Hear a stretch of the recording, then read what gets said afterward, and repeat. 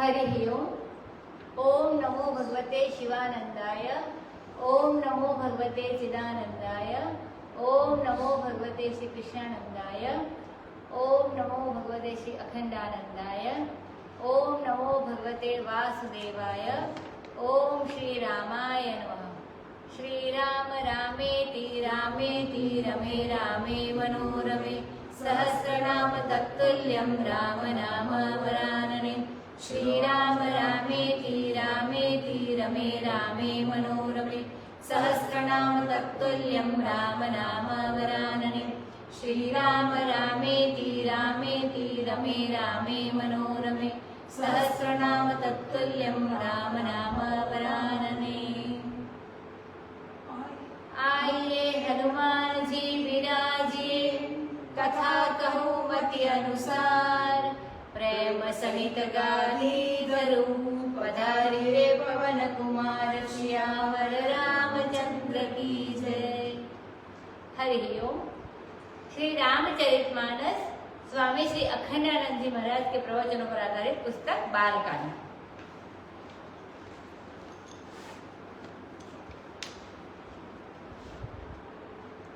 चौपाई नंबर 220 220।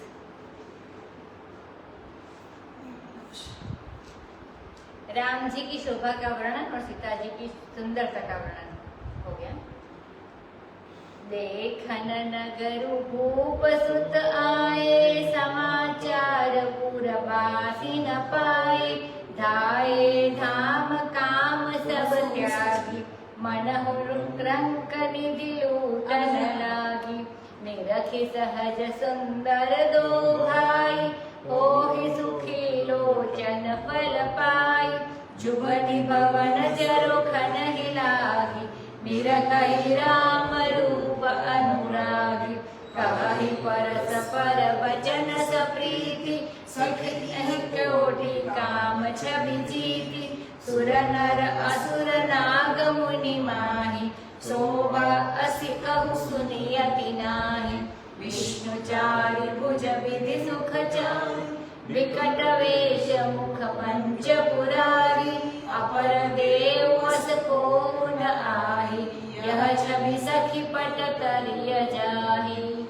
वय किशोर सुषमा सदन, श्याम गौर सुखधाम।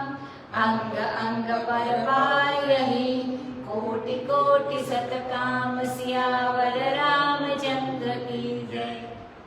अब राम जी और लखन दोनों नगर देखने के लिए निकले हैं। तो नगर देखने के लिए राजकुमार आए हैं, यह समाचार नगरवासियों को मिल गया। अब अपना काम छोड़कर, अपना धाम छोड़कर सबके सब लोग दौड़े, मानो गरीब लोग कोई खजाना लूटने को लिए दौड़ पड़े हो। संसार के सब लोग गरीब है और ये खजाना है भगवान। ये जब मिल जाए तो राम नाम की लूट है, लूट सके तो बोलते हैं सब। तो यह राम रूप की लूट हो रही है, राम नाम की नहीं है, राम रूप की लूट हो रही है। राम नाम की लूट तो सब जगह होती है, परंतु राम रूप की लूट विदेह नगरी में, सीता जी की नगरी में हो रही है। लोगों ने देखा ये दोनों भाई सहज सुंदर है, माने ये कोई कपड़ा लगता या घरेलू आभूषण पहनकर सुंदर लगते हो ऐसा नहीं है, या कोई अनुराग अंगराग लगाकर पाउडर लगाकर सुंदर लगते हो, बनावटी सुंदरता नहीं है, सहज सुंदर है। शकुंतला जब बलकल पहनती है उस समय भी वर्ण सुंदर है, क्योंकि सुंदरता के लिए आभूषण की जरूरत नहीं होती, बल्कि सुंदर शरीर हो तो आभूषण सुंदरता को ढक देगा। बहुत बढ़िया सुंदर किसी का कान हो और उसमें कर्ण फूल पहन ले तो बहुत बड़ा सा वह छेद हो गया, सुंदरता ढक जाएगी, कपोल ढक जाएगा। आभूषण तो जिन लोगों के रूप की कमी होती है उनको बढ़ाने के लिए आभूषण होता है, ये तो सहज सुंदर है। अब तो आंख मिलने का भी फल मिल गया। जितनी युवती थी जनकपुर की, वे अपने महलों की खिड़की में आकर लग गई और प्रेम विवश होकर अनुराग में भरकर रामचंद्र जी के रूप को निरख रही है, निरीक्षण कर रही है, माने जांच परख कर रही है कि देखो कान क्या सुंदर है, बराबर निहार रही है। आंखों की पलकें बंद हो गई है। प्रेम सहित परस्पर एक दूसरे को कहती है कि अरे सखी, इन्होंने तो कोटि काम की छवि को भी जीत लिया है। सूर्य, नर, नाग, असुर और मुनियों में भी ऐसी शोभा कहीं सुनने को नहीं मिली है। कहो कि भाई विष्णु इतने सुंदर होंगे तो राम उनकी सुंदरता नहीं, उनका तो ऐश्वर्य प्रसिद्ध है। विष्णु ऐश्वर्य में श्रेष्ठ है।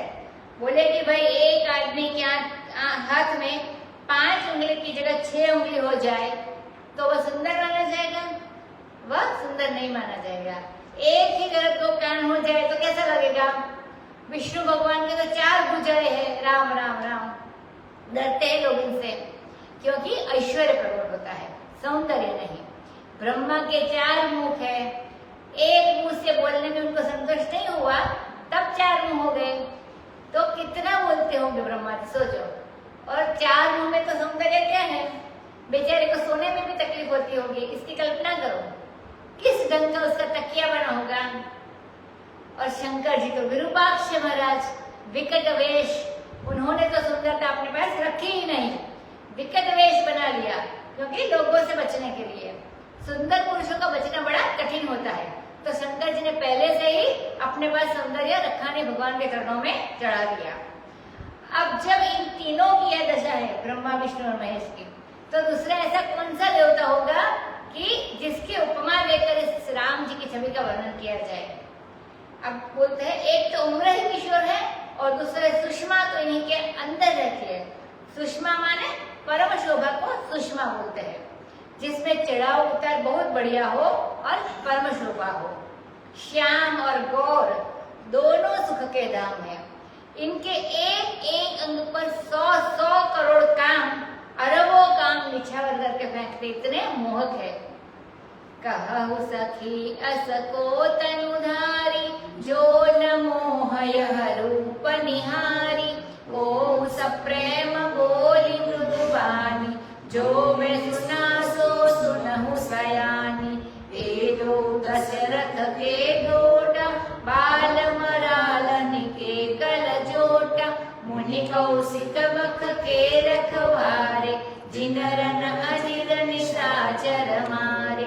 श्याम गात कल कंज विलोचन, जो मारीच सुभुज मुदुमल मोचन।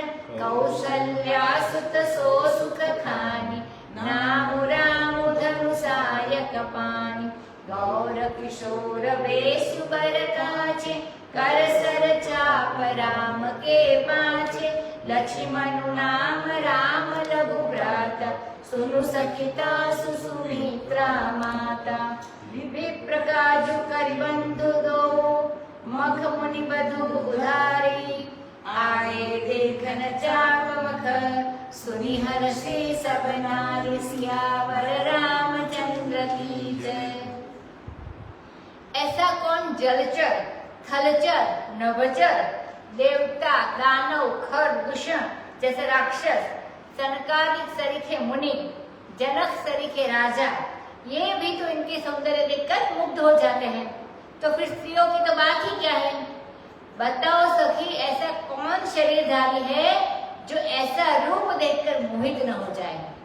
सखिया बात कर रही है अंदर अंदर। अब सौंदर्य को तो निश्चय हो गया कि बहुत सुंदरवान है, तो सुंदर तो हो, परंतु उसमें कुछ ऐश्वर्य न हो, कुछ वीरता न हो।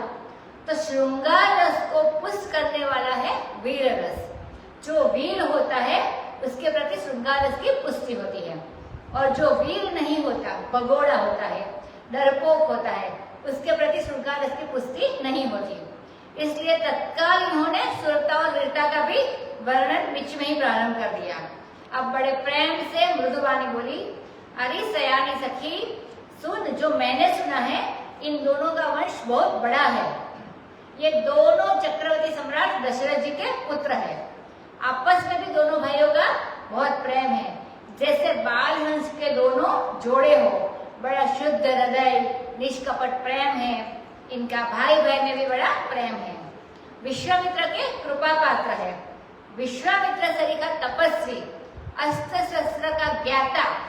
उनसे जिस यज्ञ की रक्षा नहीं हुई, उसकी रक्षा इन्होंने की, और रणभूमि ने वहां इन्होंने निशाचर मारे हैं। बड़े वीर है दोनों। वीर होंगे तो शरीर में सुंदरता कम होगी। शरीर देखने में सांवरा है और बड़े मधुर कंच इनके लोचन है, और मारीच और सुबाहु के नशे को उतारने वाले हैं। इनकी माता का नाम कौशल्या है, ये सुख की खानी है, और इनका नाम राम है। अभी राम का वर्णन और उनकी माता जी का भी नाम बता दिया। देखो इनके हाथ में धनुष और बाण कैसे शोभा पा रहे हैं। अब रामचंद्र जी का वर्णन करके लक्ष्मण जी का वर्णन करते हैं। रामचंद्र का वेश कुछ ढीला ढाला है और लक्ष्मण जी का बिल्कुल कसा कसाया है, क्योंकि वे सेवक है और सेवक को हर समय कसे कसाए शरीर में और रूप में तैयार रहना चाहिए। इसलिए गौर किशोर, बाप भी वही है माने दशरथ राजा है, वंश भी वही है, और असुरों को मारने में शौर्य और वीर्य भी राम जैसे ही है, लेकिन वे श्याम है राम जी और ये गौर है, दोनों किशोर है। वेश बड़ा श्रेष्ठ है और काछे माने कसा हुआ वेश है। हाथ में धनुष बाण है और ये राम के पीछे पीछे चल रहा है। इसका नाम है लक्ष्मण और ये राम जी का लघु भ्राता माने छोटे भाई है। सुनो सखी, इनकी माता का नाम सुमित्रा है। ये दोनों ब्राह्मण के काम करके और रास्ते में मुनि बधू अहल्या के, गौतम मुनि की पत्नी अहल्या का उद्धार करके धनुष यज्ञ देखने के लिए यहाँ आए हैं। सबकी सब यह सुनकर जनकपुर की नारियां आनंदित हो गई। देखी राम छवि को एक कहई, जो जानती यह बरु अहई, जो सखी इन्हई देख नर नाहु, पन परिहरि हठि करई विवाहु।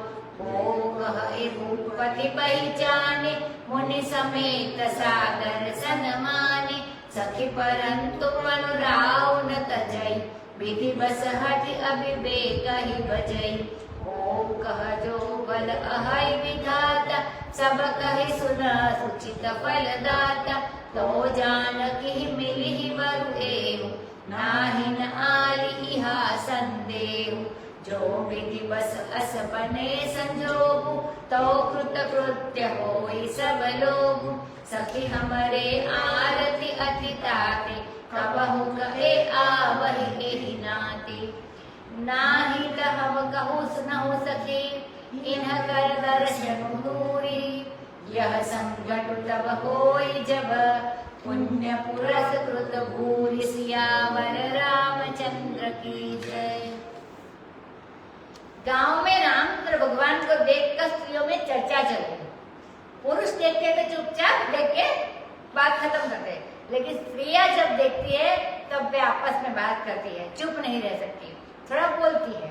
तो पहले की बात आई कि ये अमुक अमुक है, परिचय दिया।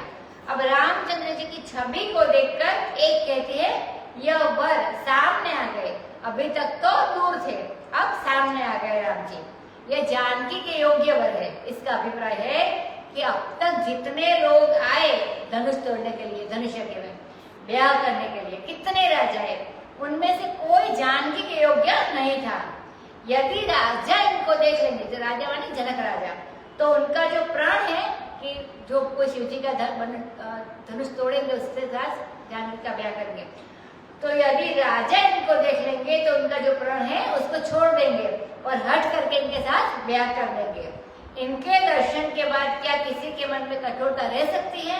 वह तो पिघल जाएगा, बह जाएगा। किसी एक ने कहा कि अरे बावरी क्या बोलती है, क्या राजा को मालूम नहीं है? यह तो राजा के पहचाने हुए हैं और मुनि के साथ बड़े आदर से उन्होंने इनका सम्मान भी किया है। परंतु राजा भी हमारा विचित्र है, वह अपना प्राण छोड़ने के लिए तैयार नहीं है और इस बात की आलोचना भी करती है कि जैसे सब लोग बुद्धिमान हो, कि अबुद्धि राजा की राजनीति की आलोचना करते हैं, वैसे ये सब के सब कहते हैं कि राजा जनक जैसे विवेक जीवन मुक्त ज्ञानी पुरुष को ये कहते हैं कि देखो विधिवश हमारा राजा अविवेक का उपासक हो गया है, माने अविवेकी हो गया कि जो अपना प्राण नहीं तोड़ रहा है उसका ब्याह नहीं कर रहा है। तो गांव की स्त्रियां जीवन मुक्त जनक जी को अविवेकी बताती है। सचमुच ये अपनी बेटी का विवाह राम से नहीं करते तो वे भले ही जीवन मुक्त ज्ञानी हो, स्त्रियों की बात सच्ची है, अविवेकी ही माने जाएंगे। विवेक तो वही है जिसको रामचंद्र जी से संबंध हो। किसी ने ब्रह्मा जी के बारे में कहा, सोचो कि वे भले है कि नहीं। यदि विधाता भले मनुष्य है और सुनते हैं कि वह सबको उचित फल देता है, तो हमारा यह निश्चय है कि जानकी को यही वर मिलेगा। अरे सखी, इसमें कोई संदेह नहीं है। यदि विधिवश ऐसा संयोग बन जाए तो सब लोग कृतकृत्य हो जाएंगे। एक ने कहा कि अरे सखी, तू बावरी क्यों हो रही है? वह बोली कि क्या बतावे अपने दिल की तुमको। अब हमारे ब्याह तो इनके साथ होने वाला नहीं है। देखो, बिल्कुल इसमें ध्वनि है। अब हमारा ब्याह तो इनके साथ होने वाला नहीं है और हो चुका। और हम अयोध्या जाकर इनका दर्शन तो कर नहीं सकती। अयोध्या जी में रहते ना राम जी। यदि जनकपुरी में इनका विवाह हो जाए तो कभी कभी तो देखने को मिलेंगे, देखकर ही संतोष कर लेंगे। हमारे हृदय में बड़ी आरती है। आरती माने कष्ट है, दुख है, पीड़ा है, परेशानी है।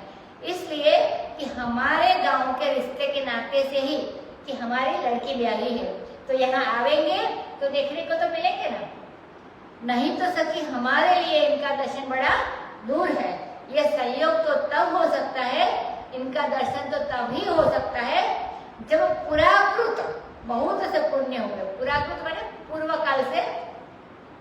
काल में जो कर्म किए और अच्छे उसके फल है। तो इसकी बात करें कि जब पुराकृत बहुत पुण्य हो तो बिना बहुत पुण्य के इनका दर्शन होना संभव नहीं है। तो अगर ब्याह हो जाता है राम जी का गांव में तो दर्शन कर सकते हैं। बोली अपर कहे हूँ सखिनी का, एहि विवाह अति हित सबहि का। दो कह शंकर चाप कठोरा, ए श्यामल मृदु गात किशोरा। सबु असमंजस अहै सयानी, यह सुनि अपर कहे मृदुबानी। सखी न कह को वस कहि, बड़ प्रभाव देखत लघु अहि। परसि जासु पद पंकज दूरी, तरि अहल्या कृत अगबूरी। सोखे रही बिनु शिव धनु तोड़े, यह प्रतीति परिहरि अनभोरे। जेहि विरंचि रची सिय सवारी, तेहि श्यामल बरु रचेउ विचारी। तासु वचन सुनि तब हरसानी, ऐसे हो कहै मृदुवानी। हरसहि बरसहि सुमन, सुमुखि सुलोचन वृंद। जाहि जहाँ जह बंधु दो, तह तह परमानंद। सियावर रामचंद्र की जय। अब दूसरी सखी बोली कि तुमने बहुत बढ़िया बात कही है। अगर यह विवाह हो जाए राम जी और जानकी का तो सबका भला हो जाए, माने सबको देखने के लिए रामचंद्र मिले। किसी ने कहा कि विवाह होना तो बहुत बढ़िया है, लेकिन शंकर जी का धनुष बड़ा कठोर है और ये जो सांवरे है इनका शरीर बड़ा कोमल है और उम्र भी कोई बड़ी नहीं है, किशोर अवस्था के है। बड़ी अटपटी संगति मालूम पड़ती है, सामंजस्य दिखता नहीं है। सामंजस्य माने अनुकूलता दिखती नहीं कि धनुष तोड़ेंगे तो भी ब्याह होगा। यहाँ कहाँ इनका ये मृदुल शरीर और किशोर अवस्था और कहाँ कठोर धनुष, कैसे तोड़ेंगे ये? यह भी माधुर्य है, मधुर भाव है। श्री रामचंद्र भगवान को देखकर उनकी मधुरता पर यह निछावर हो गए, मानी गुजरात में बोले वारी जाओ। अब दूसरी को ऐश्वर्य का ज्ञान है तो वह भी बड़ी मीठी भाव आवाज में बोलती है, अपर कहे मृदुवानी, क्योंकि ऐसी बात बड़ी मीठी होती है। कैसी?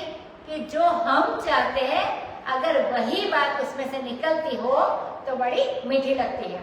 अब मृदुवानी बोली, सखी कोई इनके बारे में ऐसा कहते हैं कि ये देखने में तो छोटे छोटे बालक हैं, लेकिन इनका जो प्रभाव है वह बहुत बड़ा है और ये बहुत ऐश्वर्यशाली है। ऐश्वर्यशाली माने बहुत बड़ा महिमा है इनका, बड़ा प्रभावशाली है, समृद्ध है। अरे तुमको मालूम है ना, इनके चरण कमलों के पराग का स्पर्श करके इतनी पापिनी जो अहल्या है वह तर गई। और ये जो जनक जी के पुरोहित सतानंद की माता थी अहल्या, तो जो इनके पुरोहित सतानंद थे वो अहल्या और गौतम मुनि के ऋषि थे, गौतम ऋषि के पुत्र थे। तो ये जनक जी के पुत्र पुरोहित सतानंद की माता ही तो है अहल्या, इसलिए सारे नगर के लोग अहल्या के चरित्र को जानते हैं। सो वे कहते हैं देखो इतनी पापिनी अहल्या भी तर गई। सो अब ये क्या शंकर जी के धनुष को तोड़े बिना रहेंगे? तो ऐश्वर्य दिखाया, प्रभाव दिखाया। असल में धनुष टूटता क्यों नहीं है? जो लोग जड़ को जड़ मानते हैं और सारे जगत को जड़ जानते हैं, वे इस धनुष को नहीं तोड़ सकते। जो लोग जड़ को जड़ मानते हैं और सारे जगत को जड़ जानते हैं, वे इस धनुष को नहीं तोड़ सकते हैं। इसमें जो जड़ता का भाव है, निज जड़ता लोगन पर डारी, होई हरव रघुपति निहारी। सीता जी ने कहा कि तुम अपनी जड़ता लोगों पर डाल दो और खुद हल्के बन जाओ। तो जो जड़त्व का भंग कर सकता है, वही इस धनुष को तोड़ सकता है। माने जिसकी दृष्टि में जड़ नहीं है, केवल चिन्मात्र सृष्टि है, चिन्मात्र माने चैतन्य, केवल चिन्मात्र सृष्टि है, उसके लिए तो यह धनुष टूटा ही टूटा है। और जानकी जी का विवाह हुआ ही हुआ है। और जिसको इस चिन्मात्र जगत का बोध नहीं है, यह समझता है कि यह जड़ कोई न्यारी चीज है, मानी अलग चीज है, चेतन कोई अलग चीज है। और यह समझता है कि जड़ ही जड़ है, चेतन कुछ है ही नहीं, या ऐसा समझता है कि जड़ चेतन दोनों नहीं है, वह इस धनुष को नहीं तोड़ सकता, न तो जानकी जी से विवाह कर सकता। सो तुम यह विश्वास भूल से मत छोड़ना कि रामचंद्र धनुष तोड़े बिना रहेंगे, तोड़े बिना नहीं रहेंगे। जिस ब्रह्मा ने बना बनाकर बड़ी सुंदर सीता जी की रचना की है, उन्होंने ही विचार कर श्यामल वर की भी रचना की है, तो इसलिए विवाह तो जरूर होगा। जब उसने दृढ़ता से निश्चय पूर्वक कहा, अब तो सबकी सब हर्षित हो गई, क्योंकि सबके मन में यही बात थी। आदमी सामने वाले के मन की सुनकर खुश नहीं होता है, जब अपने मन की बात सुनने को मिलती है तब खुश हो जाता है। यह सबका स्वभाव है। अगर यह जीत छूट जाए मनुष्य के मन से कि सामने वाले को जैसा सुख मिलता है वह हमारा सुख है, तब उसके सारे दुख दूर हो जाएंगे। सब मृदुवाणी बोलती है। एक बात है, ये स्त्रियां बड़ी मधुर भाषणी होती है। हमसे बात करे तो मालूम पड़ेगा कि बहुत मीठा बोलती है, लेकिन इनके घर में चुपके से देखो, जब ये नौकर को डांटती है या बच्चों से बोलती है तो कितनी बड़ी आवाज निकलती है, इतनी कि आश्चर्य होता है कि इनकी मृदुवाणी कहाँ चली गई। तो मृदुवाणी तो वह है जो सचमुच 24 घंटे मृदुवाणी रहे और सबके साथ मृदुवाणी रहे। अब सब मृदुवाणी में बोलती है कि ऐसा ही हो, बने राम जी का और सीता जी का ब्याह हो, ऐसा ही हो, हृदय में हर्ष हो और फूलों की वर्षा हो। यह मन में जो एक एक संकल्प आते हैं वे कैसे है कि जैसे वृक्ष में एक एक फूल लगते हैं, तो वे बढ़िया होने चाहिए। मन का हर संकल्प बढ़िया होना चाहिए और सुंदर होना चाहिए, सुगंधित भी होना चाहिए। यह मन रूपी वृक्ष में जो संकल्प लगते हैं वही तो उसके फूल है। तो तुम इस सृष्टि में सबके ऊपर फूलों की वर्षा करो, सबके बारे में अच्छा संकल्प करो, तो तुम पुण्यवर्षी हो जाओगे, पुष्पवर्षी भी हो जाओगे। ये सखियां सुमन की वर्षा कर रही है, सब सुमुखी है क्योंकि भगवान के बारे में बात कर रही है, और सब सुलोचनी है क्योंकि आंखों से भगवान का दर्शन कर रही है। सुलोचनी वही है जो आंखों से भगवान का दर्शन करे, नहीं तो कुलोचनी है। और सुमुखी वही है जो भगवान की बात करे, नहीं तो वो कुमुखी है। जहां जहां दोनों भाई पहुंचते हैं वहां वहां परमानंद की लहर उठती है, आनंद का समुद्र लहरा रहा है, यह परमानंद है।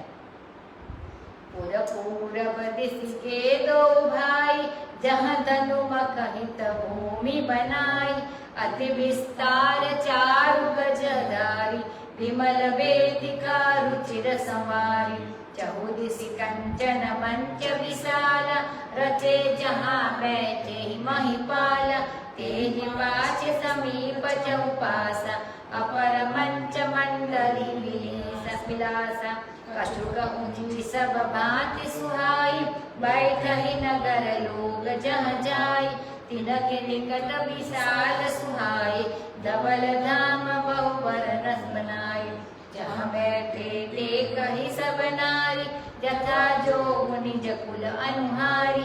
पुर बालक कही कही मृदु वचन, सादर प्रभु ही देखा वही रचना। सब शिशु एहि मीस प्रेम बस, परसी मनोहर गार। तन पुल कही अति हर्ष हुई, देखी देखी दो भ्रात सियावर रामचंद्र की जय।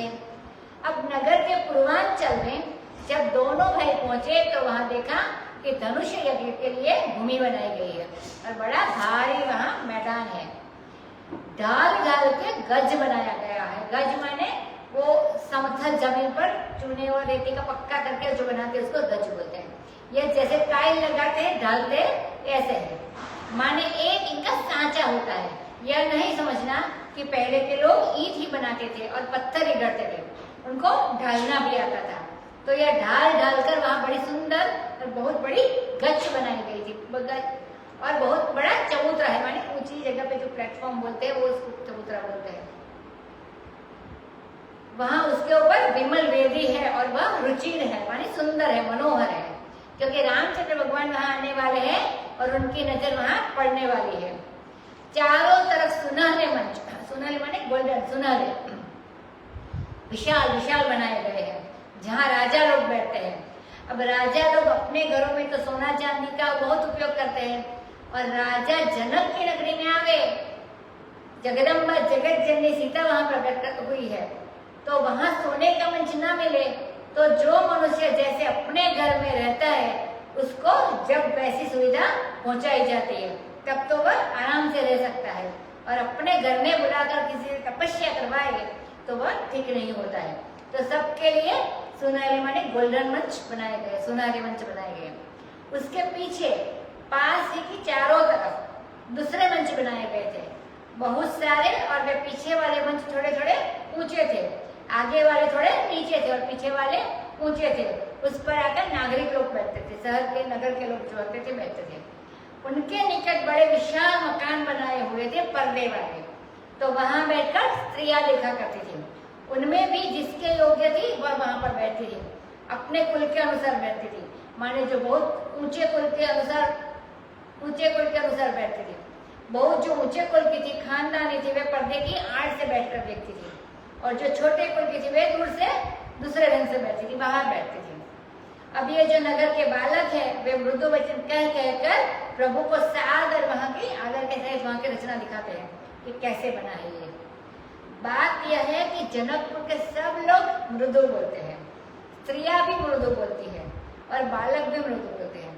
बताया है संसार में व्यवहार है शब्दोच्चारणम। व्यवहार माने क्या?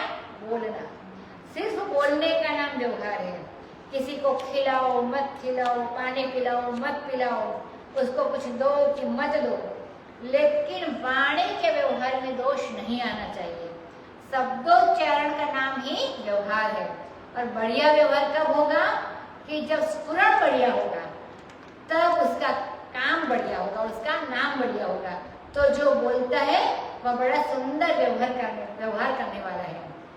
अब वे बड़े आदर के साथ प्रभु को रचना दिखाते, छोटे बच्चे थे वो बालक, और इस बहाने ये सबके सब बालक प्रेम बस जाकर प्रभु राम के शरीर को छू लेते थे, हाथ पकड़ लेते कि इधर चलो उधर चलो, मन स्पर्श का सुख लेते थे।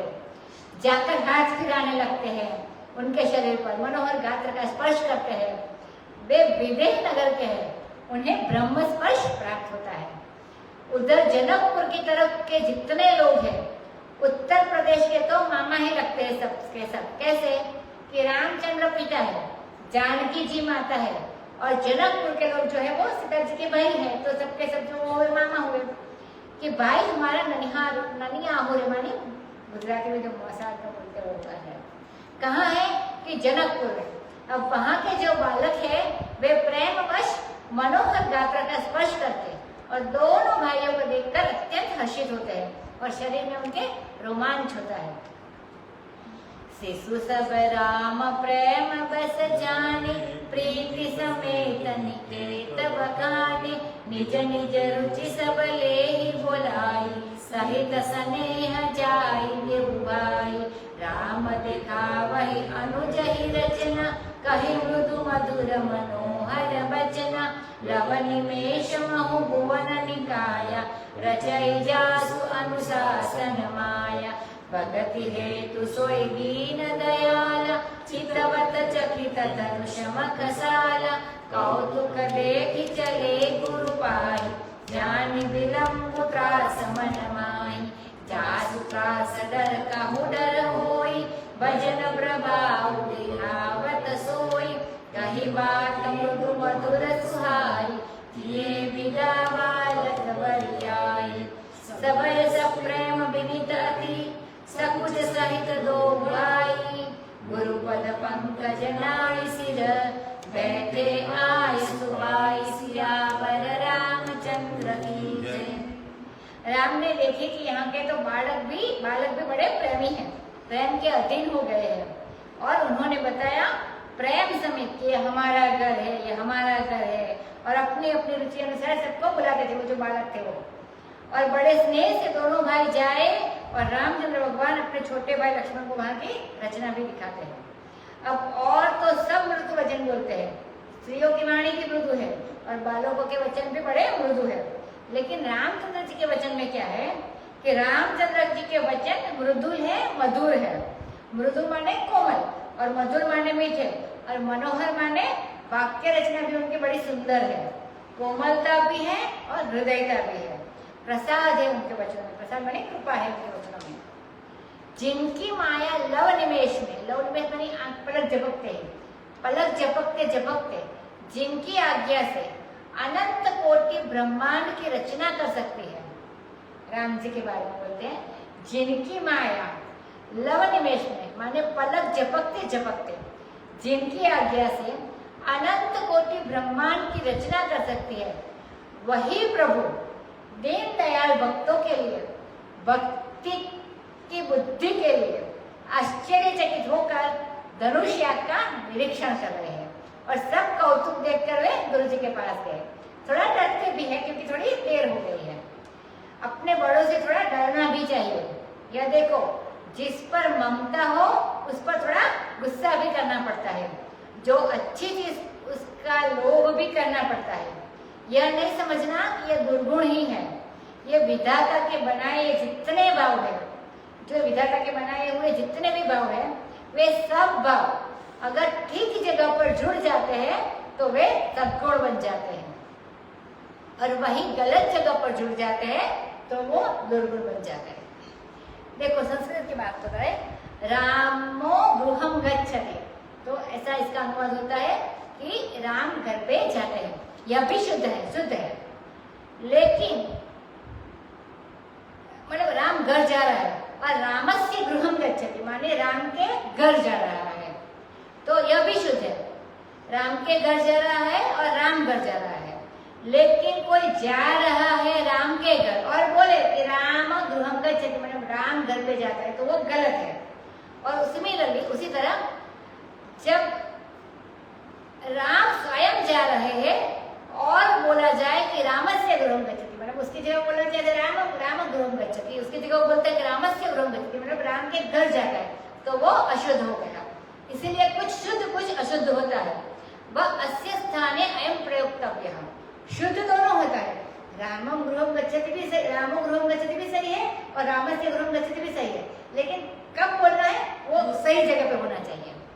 शुद्ध दोनों है, लेकिन जगह पर उसका ठीक ठीक प्रयोग होना चाहिए। तो जब अपने बड़ों से डरते हैं तो वहां डर भी धर्म हो जाता है। जिसके डर से डर को भी डर होता है। देखो वही भजन का प्रभाव दिखा रहे हैं।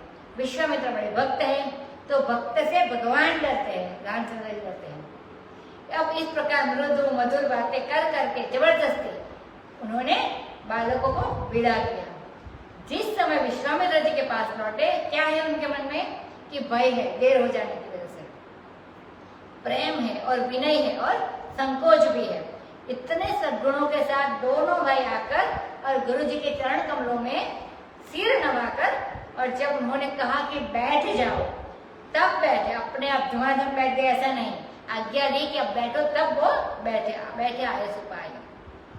निशि प्रवेश मुनि आय सुदीन सब ही संध्या वंदनु कीन्हा कहत कथा इतिहास पुराणी रुचिर रजनी जुग जाम सिराणी मुनिवर सयन तब जाई लगे चरण चापन दो भाई जिनके चरण सरोरुह लागी करत विविध जप जोग विरागी तेई दो बंधु प्रेम जनु जीते गुरुपद कमल पलोटत प्रीति बार बार मुनि आज्ञा दीनी रघुवर जाई शयन तब लीनी चापत चरण लखन उरलाई सबय प्रेम परम सचुपाई पुनि पुनि प्रभु कह सो बहुताता ओढ़े धरि उर पद चल जाता उठे लखनऊ निशि भगत सुनी अरुण सिखा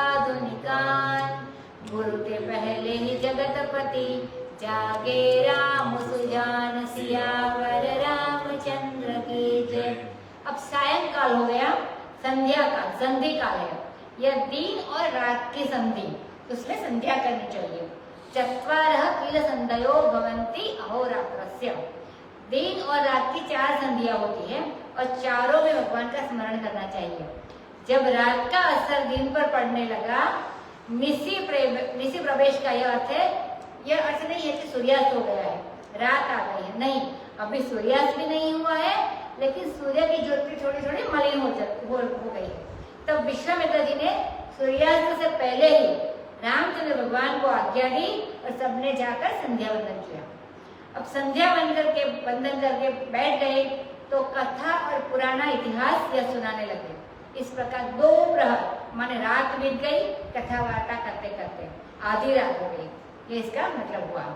बड़ी रुचिर रात है, चांदनी रात है, आश्विन का शुक्ल पक्ष है, शरद पूर्णिमा दूसरे दिन आने वाली है। ये चांदनी रात और यह भगवान की कथा बड़े आनंद से बीती रात। पहले विश्वामित्र जी ने शयन किया और राम लक्ष्मण दोनों जाकर उनके पांव दबाने लगे। जिनके चरण के लिए बड़े बड़े वैराग्यवान लोग विविध प्रकार का जप योग करते हैं, वे ही दोनों बंधु मानो प्रेम से हार करके, प्रेम ने मानो उनको जीत लिया है और अपने गुरुदेव श्री विश्वामित्र जी के चरण कमलों को बड़े प्रेम से पलोट रहे हैं, माने दबा रहे हैं, चरण संवाहन कर रहे हैं। इसी से कहते हैं भगवान अपने भक्तों से ज्यादा पांव दबाते हैं। तो यो कैसे कि वे भी दबाते हैं। सुदामा के चरण दबाए कृष्ण भगवान ने, ये वर्णन आता है भागवत में कि सुदामा के चरण अपने हाथ से भगवान ने दबाए। अक्रूर के चरण भी दबाए। रुक्मिणी के यहाँ से जो ब्राह्मण आया था संदेश लेकर कृष्ण जी के पास, उसके भी पांव भगवान श्री कृष्ण ने अपने हाथ से दबाए, यह वर्णन मिलता है। तो इस प्रकार जो सबका पांव दबाने के लिए तैयार है, उसी के पांव की पूजा होती है। ऐसे जो पांव अपना फैलाने के लिए दबाओ तो उसका थोड़े में पांव दबाते हैं। अब बारंबार वे कहते हैं, मुनि आज्ञा देते हैं, परंतु सेवा के संबंध में जो आज्ञा उसको कहते हैं कि अगर उस समय न भी मानी जाए तो भी उसमें कोई अपराध नहीं होता है, कि वो गुरु जी आज्ञा देते हैं और वो सोने नहीं जाते हैं, कि बारंबार वे आज्ञा दे लेकिन न माने। अंत में जाकर रामचंद्र भगवान ने शयन किया, लेकिन लक्ष्मण जी ने नहीं। अब लक्ष्मण जी आकर उनके चरण दबाने लगे राम जी के, और डर लगता है कि कहीं पांव ज्यादा न दब जाए तो हृदय से लगाए। तलवा है रामचंद्र जी का, उसको लक्ष्मण जी ने हृदय से लगा लिया और दबाते समय डरते हैं कि कहीं दुख न जाए, और दबाए बिना रहा भी नहीं जाता, क्योंकि बड़ा प्रेम है, उनको सुख पहचाना चाहते हैं, उसको सुख पहुंचाना चाहते हैं, और दबाने में अपने को भी बड़ी शांति मिलती है। और बारंबार रामचंद्र कहते हैं कि जाकर तुम सो जाओ। तब भगवान के चरण कमल को अपने हृदय से लगाकर वे भी पौड़े, सोए नहीं, पौड़े।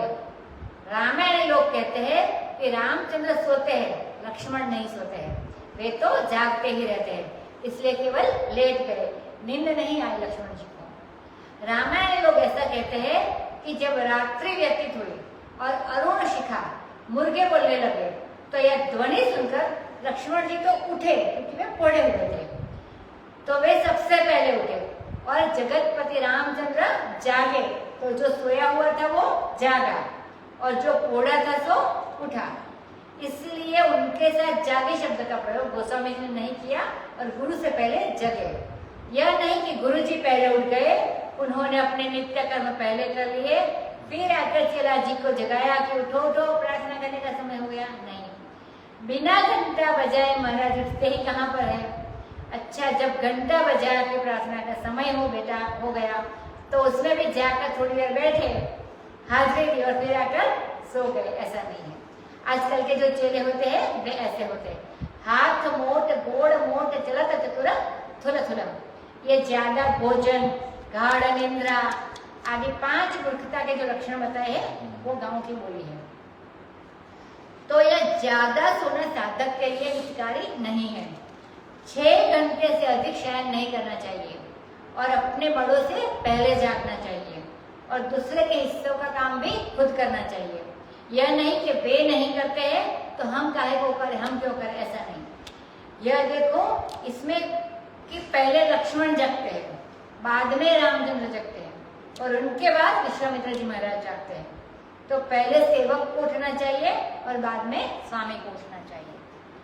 सकल सोच कर जाय नहाय, नित्य निबाहि मुनि सिर नाय। समय जानि गुर आय सुपाई, लेन प्रसून चले दो भाई। भूप बाबू वर देखे उजाय, जह बसंत ऋतु दो भाई। लागे विकब मनोहर नाना, बरन बरन बर बेली बिताना। लव पल्लव फल सुमन सुहाय, निज संपत्ति सुर रूखल जाय। जातक कोकिल कीर चकोरा, पूजत बिहग नटत कल मोरा। मध्य भाग सर सोह सुहावा, मन सोपान विचित्र बनावा। विमल सलिलु सरसिज बहुरंगा, जल खग कूजत गुंजत भृंगा। बागु तुड़ागु बिलोकी प्रभु, हर्षे बंधु समेत। परम रम्य आराम यहु, जो राम ही सुख देत। सियावर रामचंद्र की जय। अब सकल सोच कर जाए नहाए, मतलब बाहरी और भीतरी पवित्रता के लिए जो जो आवश्यक है वह सब काम करके स्नान किया और नित्य कर्म संध्या वंदन आदि करके फिर गुरुजनों को जाकर प्रणाम किया, विश्वामित्र जी को प्रणाम किया, नित्य कर्म करके फिर मुनि को प्रणाम किया और समय देखकर और गुरु जी से आज्ञा लेकर कि आए सुपाई का अभिप्राय है कि विश्वामित्र जी ने खुद नहीं कहा कि ओ राम जाओ अब फूल ले आओ, ऐसे नहीं कहा। यह जाकर हाथ जोड़कर पूछा कि महाराज आपकी आज्ञा हो तो फूल लेने जावे। तो उन्होंने आज्ञा ली और फूल लेने के लिए दोनों भाई चले। भूप बाग बर देखे उजाए, इसको रामायण लोग कहते हैं कि ये वर है भाई, मतलब राम जी। वर माने रामचंद्र, अब तो वर हो गए हैं जनकपुर में आकर, तो वह श्रेष्ठ बगीचा था। वर माने श्रेष्ठ, ऐसा भी होता है, तो ऐसा भी और वर ने जाकर भूप का बाग देखा, ऐसा भी दोनों मतलब निकालते हैं रामायण लोग। अब बाग भी कैसा है कि जहाँ बसंत ऋतु बगीचे में आई, हम चलकर खिला दे। बसंत ऋतु आई तो सेवा करने के लिए कि हम राजा जनक के बगीचे की सेवा करेंगे। वहाँ जानकी जी भी आती है, वहाँ रामचंद्र आएंगे तो सेवा करेंगे। पर आई तो देखा कि पहले से इसमें तो ऐसे फूल, ऐसे फल और इतना सुंदर बगीचा कि बसंत ऋतु लुभा कर खुद वही रह गई और ललचा गई कि हमको ऐसा ही बगीचा चाहिए। अच्छा, दूसरा अर्थ है कि यह बगीचा इतना सुंदर है कि यह बसंत ऋतु स्त्री होकर के वहां रहती है और वहां पुरुष का प्रवेश नहीं है। केवल बसंत नहीं कहा, स्त्रीलिंग का प्रयोग किया, ऋतु कह दिया। जहाँ बसंत ऋतु रही लुभाई, तो ऋतु कह दिया और लुभाई कह दिया। इसका मतलब है स्त्री होकर भी यहाँ पर रहती है। तो भूप बाग बर और जहाँ बसंत ऋतु रही लुभाई, तो भूप का बाग तो वर के समान है और बसंत ऋतु उससे प्रेम करने वाली स्त्री के समान है। तो बड़े सुंदर सुंदर मनोहर वृक्ष लगे हुए हैं और रंग रंग के लताओं के वितांतन है। वितान माने तंबू जो बोलते हैं, चंदोवा बोलते हैं इसको। तो जो नेचुरली वो बेल के बन जाते हैं ना, ऐसा मांडवा वहाँ नवीन नवीन पल्लव कोपल खिली हुई है, मतलब अच्छे अच्छे कोपल नए नए खुले हैं, फल लगे हुए हैं, फूल सुंदर सुंदर लगे हुए हैं, खिले हुए हैं। ऐसी सौंदर्य संपत्ति है उस बगीचे में कि उसको देखकर ये देवताओं के वृक्ष है जैसे कल्प वृक्ष वे रुखे हो जाए। सूर्य रुख, उनके लिए रुक्ष शब्द का प्रयोग किया, तरु का नहीं किया। वे रुखे हो गए माने सूखे हो गए और शर्मा कर स्वर्ग में चले गए कि हम मरते लोग में रहेंगे तो हमारी बेइज्जती हो जाएगी, इतने अच्छे फूल और वृक्ष वहां पर खिले हैं। तो देखो यह कैसा है कि ये लताओं के जो वितान है माने चंदोआ है, चंदर वो जिसको बोलते हैं, इससे ऐसा मालूम पड़ता है जैसे घने बादल छाए हुए हो। चातक जब उनको देखता है तो बादल समझने लगता है, इसीलिए वह भी पूजता है। और नव पल्लव को देखकर कोकिल को भी बसंत का भ्रम हो जाता है, इसलिए वह भी पूज रही है, मतलब गा रही है। और नए फल देखकर शुक को, उपट को भी ग्रीष्म ऋतु का भ्रम हुआ, इसलिए वह भी बोलता है। और नव सुमन से मालूम पड़ता है कि चांदनी छिटकी हुई है, इसलिए चकोर भी चहकता है। ये चारों चातक, कोकिल, शुक और चकोर माने कीर और चकोर ये मानो गा रहे हैं। कल पूजत विहग नटत कल मोरा, कल शब्द का अर्थ यहाँ पर कला है, तो मोर जो है वह कलापूर्ण नृत्य कर रहा है। मध्य बाग सरसोई सुहावा, इस बाग के भी दिल है और वह दिल क्या है इस सरोवर। तो जैसे बिना हृदय के मनुष्य का शरीर नहीं होता है, इसी तरह बिना सरोवर के बगीचा बेकार है। तो बगीचे में शरीर सरोवर न हो, नहाने के लिए पानी न हो, तब किस काम का। तो बाग के मध्य में बड़ा सुंदर सरोवर है और उस पर विचित्र मणि के अनोखे मणियों की सीढ़ी बनी हुई है और वहां बड़ा विमल उसमें जल है, शुद्ध निर्मल जल है और रंग रंग के कमल उसमें खिले हुए हैं और सारस, हंस आदि जो जल पक्षी है उसमें पूज रहे हैं और भृंग हमारे भौरा गुंजार कर रहे हैं। यह बाग और तालाब, तालाब माने तालाब तो सरोवर, यह बाग और तालाब देखकर भगवान लक्ष्मण जी के साथ बहुत ही हर्षित हुए। अब बताते हैं कि देखो सचमुच राम से संबंध रखने वाली यह जगह है, परम रम्य आराम। यह आराम शब्द यहाँ पर बगीचा का शब्द है, तो बगीचा परम रम्य है माने सुंदर है। कैसे कि जो राम ही सुख देता, सुख को सुख बनाने वाले, आनंद के आनंद दाता जो रामचंद्र है उनको बगीचा सुख देता है। यही प्रेम है। प्रेम किसको कहते हैं? जो सुखी को भी और सुखी कर दे। जो सुख देता है वही प्रेमी होता है और जानबूझकर दुख देता है वह प्रेमी नहीं होता है। तो यह रामचंद्र जी को भी सुख देने वाला है और यह परम रम्य आराम है माने बगीचा है। परम रम्य गिरिवर कैलासो, परम रम्य उत्तम यह धरणी, बोलते हैं ऐसा। तो यह रामचंद्र जी के लिए रमणीय सुकुमारी सीता मिलने वाली है, तो यह बगीचा भी उनके लिए रम्य है।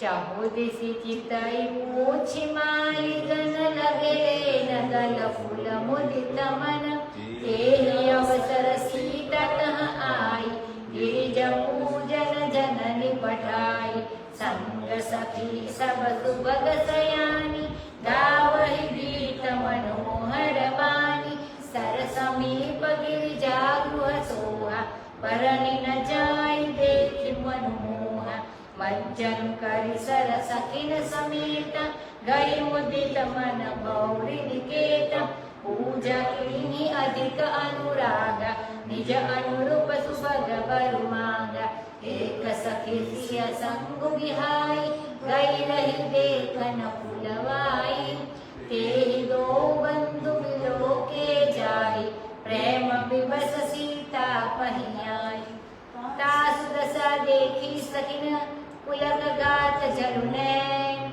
कहु कारण निज हर्ष करे, हर्ष कर पूछहि सब मृदु बैन, सियावर रामचंद्र की जय। पहले रामचंद्र जी ने चारों तरफ देख लिया, किधर अच्छे फूल है, किधर फूल है, जहाँ आदमी जाए वहां के बारे में उसको पूरी जानकारी होनी चाहिए। और फिर मालियों से भी उन्होंने पूछा, क्योंकि ये राजा के प्रिय अतिथि है, तो माली से पूछने की जरूरत नहीं है, लेकिन मर्यादा यही है कि जहाँ से फूल लिया जाए वहां के माली की अनुमति ली जाए, ऐसे न तोड़ लिया जाए। तो अब माली तो बड़े ही प्रसन्न हुए। अब मुदित मन से वे दल और फूल देने लगे। दल माने फूल के जो पत्ते होते हैं वो। तो उसी समय पर वहां पर सीता जी आ गई, कहे के लिए कि जननी ने गिरिजा की पूजा के लिए उन्हें भेजा था कि गिरिजा की पूजा करें, ये बड़ी योग्य थे। इनके योग्य पति का मिलना बड़ा मुश्किल था, अकेले नहीं भेजा था। लड़की अकेली कैसे जाएगी? तो संग सखी सब सुभग सयानी, संग सखियां है और वे कैसी है? सबके सब राजकुमारी, सबके सब राजकुमारी के साथ अच्छी सखियां, सुंदर सखियां भेजी है और सबके सब सुंदर है। और यह नहीं कि बुद्धू हो, सबके सब चतुर भी है, तो साथ में चतुर सखी होनी चाहिए। वे गीत भी कठोर वाणी में नहीं गाती है, मानी मनोहर वाणी में गाती है। उसी सरोवर के पास गिरिजा का मंदिर है, गिरिजा मानी पार्वती जी का। ईसाई लोग पहले गांव में जाते थे तो गांव के लोगों को कहते थे कि तुमने रामायण पढ़ी है? कि हाँ पढ़ी है। कि देखो उसमें गिरिजा नाम का वर्णन है। राजा जनक के घर भी गिरिजा घर था, उसी गिरिजा घर की हम बात करें, वो देवर की जो बात करते हैं ना क्रिश्चियन लोग। तो यह सरोवर के पास गिरिजा मानी देवी पार्वती का गृह माने मंदिर है। यानी गोस्वामी जी लोगों के घर को मंदिर बोलते थे और मंदिर को गृह बोलते थे। तो संस्कृत में गृह और मंदिर दोनों पर्यायवाची शब्द है। तो इसका मतलब है गिरिजा जी अपने घर की तरह ही, जैसे कैलाश में शंकर जी के साथ रहती है, वैसे ही जनकपुर में भी कोई रहती थी। और उसका वर्णन नहीं किया जा सकता, देखकर मन मोहित हो जाता है। उधर रामचंद्र जी ने सकल सोच कर जाई नहाए, स्नानादि करके आए थे, तो इन्होंने भी देखा। मज्जन करी सर, सखियों के साथ इन्होंने भी स्नान किया। और बे लगे लेन दल फूल मुदित मन, तो रामचंद्र जी मुदित मन से, मैंने प्रसन्न मन से फल फूल ले रहे हैं। तो ये मुदित मन से गौरी के निकेत जाते हैं, निकेत माने गृह निवास पूजा करने के लिए। तो दोनों का मन प्रसन्न है, मुदित मन और मुदित मन दोनों का आया कि लगे लेन दल फूल मुदित मन, ये रामचंद्र जी के बारे में है। और मुदित गौरी के बारे में आया कि गई मुदित मन गौरी निकेता, तो दोनों का मन मुदित है मानी प्रसन्न है। जहाँ मन प्रसन्न होता है वहाँ सुख की आनंद की वर्षा होती है। और जहाँ मन ही गड़बड़ा गया तो वहाँ बाहर की चीज, रुपया पैसा मदद कर क्या करे, जब मन ही बिगाड़ दिया, जब दिल ही टूट गया। मन बिगड़ना और दिल टूटना एक ही बात है। बड़े अनुराग से सीता जी ने गिरिजा की पूजा की, इसी के लिए तो माँ ने भेजा था। पहले कन्याएं गौरी व्रत करती थी, जब गौरी व्रत करती है तब यही प्रार्थना करती है कि हमको राम सा वर मिले और लक्ष्मण सा देवर मिले, ऐसी प्रार्थना करती है। तो जानकी जी ने भी की कि हमें हमारे अनुरूप सुंदर वर की प्राप्ति हो, यह वर मांगा। वे मांग ही रही थी वर उसके मन में, और इसी बीच में एक चमत्कार हो गया कि यह घटना घटित हुई कि वे वर मांग रही थी। इतने में एक सखी सीता जी का संग छोड़कर फुलवाड़ी देखने गई थी। उसने जाकर दोनों भाइयों को देखा और ऐसे प्रेम के पराधीन हो गई, विवश हो गई कि झट सीता जी के पास लौट के आ गई। अब सखियों ने जो उसकी दशा देखी, शरीर में रोमांच, आंखों में अश्रु, बोली कि अरे तेरी खुशी का कारण क्या है बताओ। अब बड़ी मीठी मीठी वाणी से उसको पूछे तो चमत्कार तो हो गया ना। उधर गिरिजा में प्रार्थना करना और उधर सखी का आना। देखन बागु मर दुई आए, बाय किशोर सब भांति सुहाए। श्याम और किमि कहो बखानी, हीरा अनयन नयन बिनुवानी। सुनि हरषि सब सखी सयानी, सियहि अतिरथ कंठा जानी। एक कहै रूप सत ते आनी, सुन जे मुनि संग आए गानी। जिन निज रूप कीन्हे सो बस नगर नर नारी। बरनत छवि जह तह सब लोग, अवश्य देखियहि देखन जोग। तासु वचन अतिशय सुहानी, दरस लागे लोचन अकुलानी। चली अग्र कर प्रिय सखी सोई, प्रीति पुरातन लखई न कोई।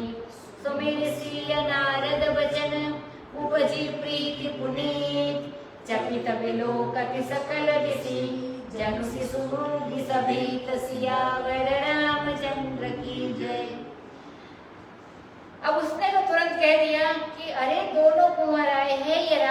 है, बगीचा देखने के लिए आए हैं।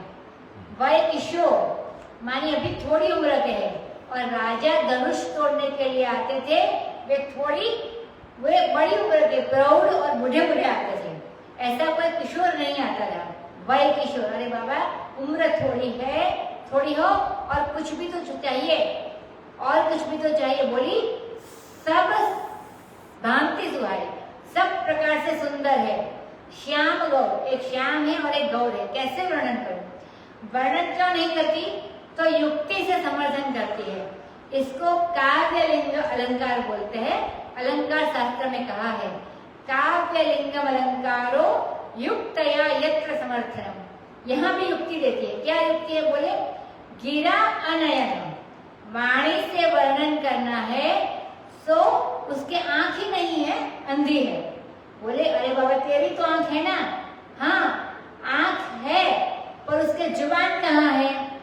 जिस आंखों ने देखा वह तो बोल नहीं सकती, और जो बोल सकती है जी उसको उसे देखा नहीं, युक्ति बनाई है।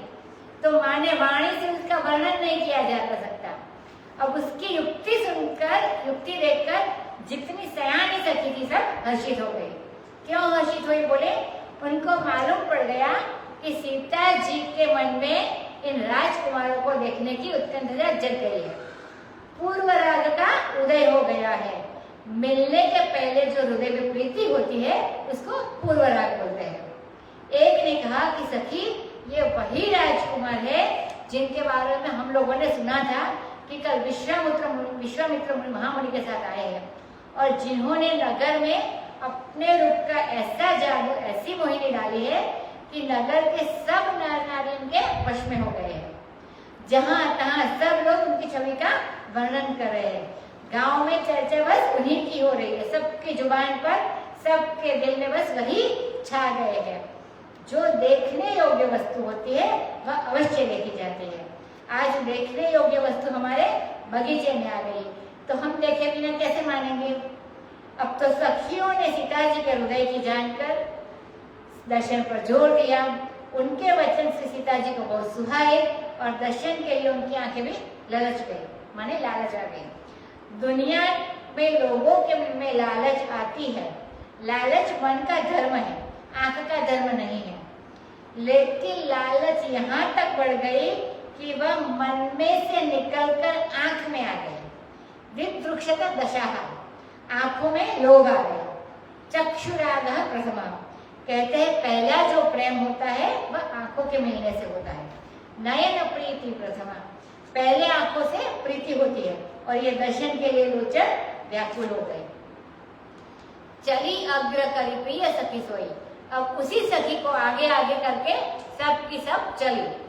जानकी जी के मन में जो पुरातन प्रीति है, माने पुरानी प्रीति है शिव जी के साथ की, तो यह तो भगवान की नित्य छाया है, मतलब नित्य पत्नी है, तो सो वह पुरानी प्रीति राजकुमार का वर्णन सुनते ही हृदय में उभर आई। अब नारद जी ने यह वरदान भी इनको दे दिया था कि तुम्हें अपने बगीचे में गिरिजा की पूजा करने के बाद वर मिल जाएगा। सो नारद जी के वचन को स्मरण करके उनके हृदय में पवित्र प्रीति का उदय हुआ सीता जी के मन में। यह काम मूलक प्रीति नहीं है, यह पुनीत माने पवित्र प्रीति है। अब तो आश्चर्यचकित होकर चारों ओर देख रही है, बड़ी बड़ी आंखें हैं, जैसे कोई शिशु मृगी सभीत होकर माने डर कर भयभीत होकर देखे। कंकन किंकिनी नूपुर धुनि सुनि कहत लखन सन राम हृदय गुनि मानहु मदन दुंदुभि दीनी मनसा विश्व विजय कह कीनी अस कहि फिरि चित एक ओर सिय मुख ससि भय नयन चकोर वये विलोचन चारु चंचल मनहु सकुच निमित चिरि गंचल देखे सिय शोभा सुख पावा हृदय सराहत बचनु न आवा जनु बिरंचि सब निज निपुणाई विरज विश्व कह प्रकट दिखाई सुंदरता कहु सुंदर करई छवि गृह दीप सिका जनु बरई सब उपमा कवि रहे जुठाई केहि पटत विदेह कुमारी स्त्रीय शोभा हिय बरन प्रभु आपनी दशा विचारी बोले सुचि मन अनुज सन वचन समय अनुहार सियावर रामचंद्र की जय। अब सीता जी का वर्णन जब राम जी देखते हैं तो कल करेंगे। रघुपति राघव राजा राम पतित पावन सीताराम।